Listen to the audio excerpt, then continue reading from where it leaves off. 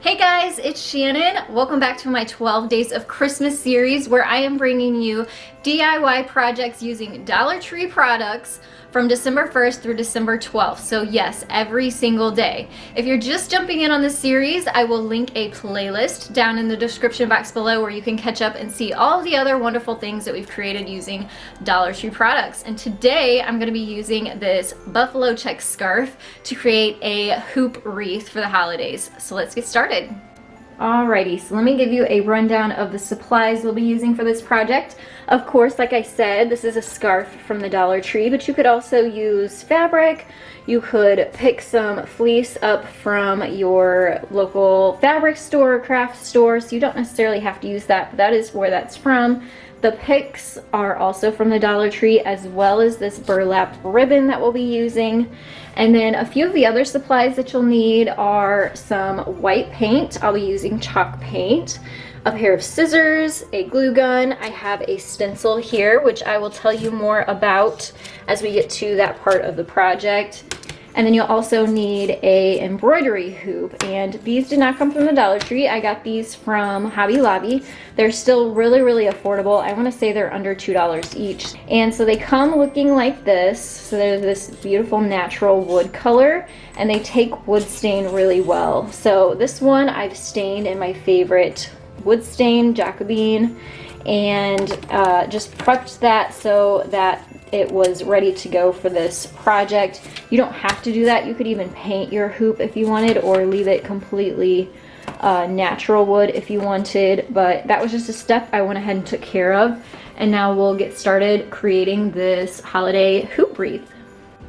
Alright, to get started, this is an 8-inch size hoop, and it's the perfect size to fit on this scarf. So you want to make sure that your hoop is not too big, because you need your fabric to be larger than the hoop, so when we sandwich it, it will sit in there snugly. So what I'm going to start with is just cutting my scarf to size.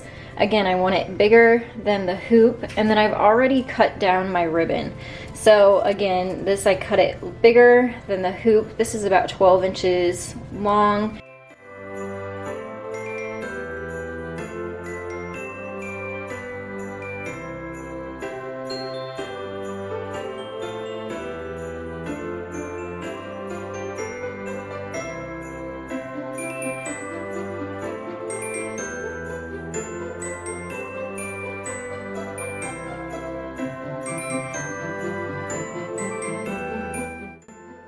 Alright, so here's what it looks like after you have your fabric and your ribbon secure.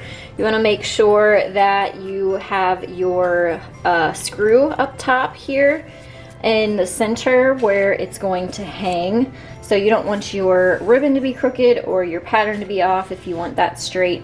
And I also tightened the screw up just to secure the fabric more. Alright, so now we flipped it over to the back, and what I'm going to do is run a bead of glue all the way around the hoop. You can see the wooden hoop is still in there. And I'm going to fold over all of this fabric, and then once the glue has set up and dried, I'm going to cut this off, and that will give us a nice clean edge for our wreath hoop.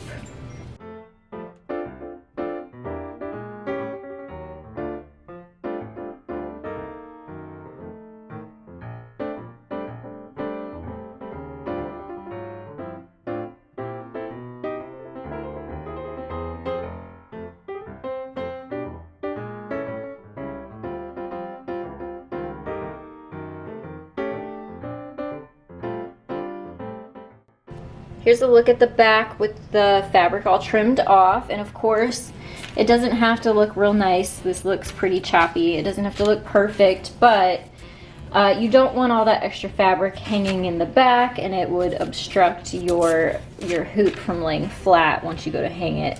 So now that we have that taken care of, I'm going to add my Merry Christmas to the front here. Here's a look at my stencil. This is a contact paper stencil. I like using these whenever I'm stenciling on fabric like this because it's easy to pick up, put on, and then stencil on. Whereas vinyl is really not going to stick on here, and the stencil material you need a transfer sheet for. So that's why I like these contact paper stencils for fabric. And I have a whole tutorial on how to create contact paper stencils, so if you'd like to check that out, I will link that down in the description box below. But if you would like to recreate this, this is Magic Cover brand contact paper from Walmart. It's only $2 a roll and you get quite a bit. And I just cut it down so it fits in my machine. And then this is the skinny font, which is that beautiful Rae Dunn style font. And it is about 1.5 inches tall by 6 inches wide. So it's gonna fit on our ribbon nicely here. So I'm gonna go ahead and transfer my stencil onto the ribbon and use my chalk paint to stencil on it.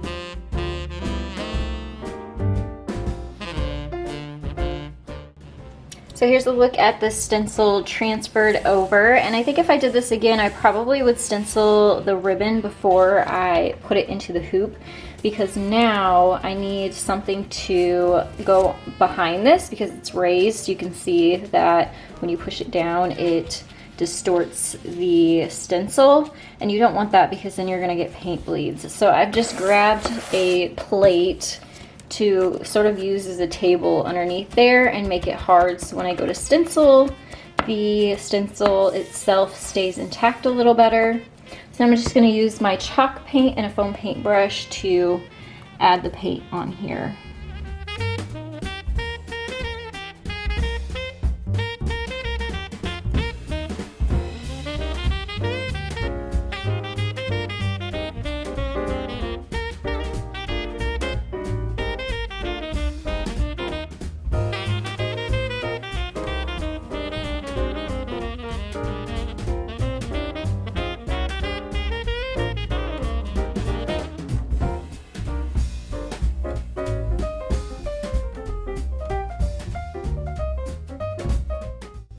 And here's a look at the ribbon stenciled, and I wanted to add, if you don't have a way to make a stencil, you can also use a paint pen or a really tiny paintbrush and some white paint and sort of just hand do it yourself on there. And you could even make it say your name or welcome, or change this out for the different holidays. So it's a good idea. Now we're gonna move on to sort of adding some embellishment to the top, and I have these picks from the Dollar Tree, and they have these really great fir branches on there, so I'm going to cut those off of these two picks from the Dollar Tree, and I might even use this one, which is kind of neat. So you don't necessarily have to like buy this pick and use the whole pick. You can pick them apart, cut them apart, and use the parts that you want. And I'm gonna put a branch on each side, and then I want a cute little bow to go in the middle. So I'm gonna use the same ribbon that I did for this to make a little fluffy bow, and then I have some jute to tie it up with, my scissors, a pair of wire cutters to cut the picks down with, and some hot glue to secure it all.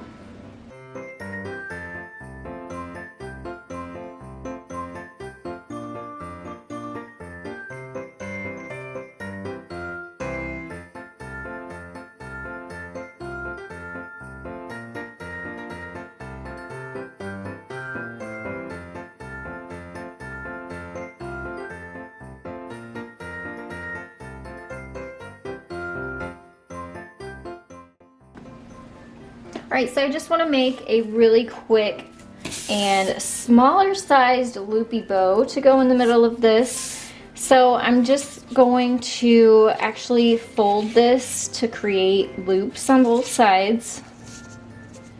Let's see here and see if, make sure it's not too big. I just kind of want a smaller one to go in the middle. So I'm going to make loops just back and forth, folding the ribbon to create the 2 loops on each side. You want to make sure your loops are about the same size. And then I'm going to make one smaller one for the middle.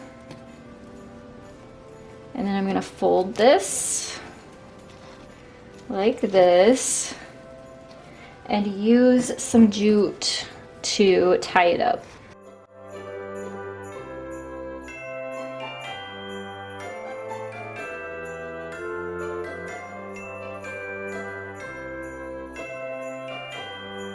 Alright, and now I'm going to cut this extra length off. You don't want to cut it too short because you don't want it sliding back underneath your knot there in the middle. And then we're just going to fluff this up a little bit so you can pull the loops apart and just sort of fluff them up.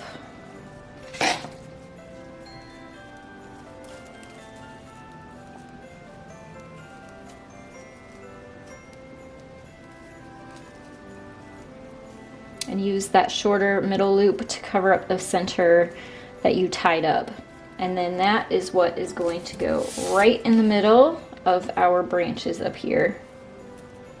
So I'm actually going to glue this in place and then use these pieces of jute that are extra hanging off, and I'm going to tie it onto the screw of the hoop just to kind of give it some extra support.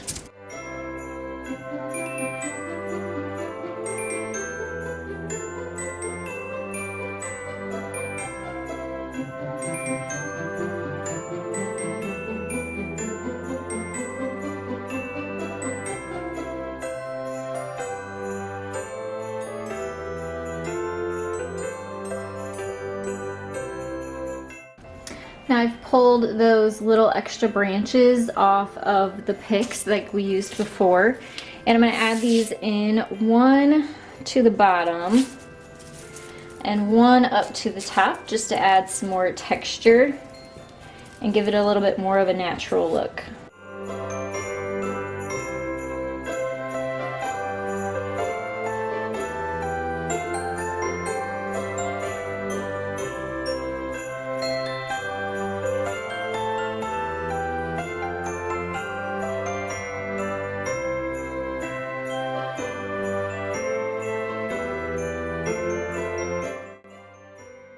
I love this beautiful rustic farmhouse style look of this hoop wreath, but it is so versatile and you really could change up the fabric and give it any kind of great look that would match your home's decor. I hope this tutorial inspired you. Make sure to give it a thumbs up for me. That definitely helps out my channel so much. And you can also share this with your friends and family and inspire them too.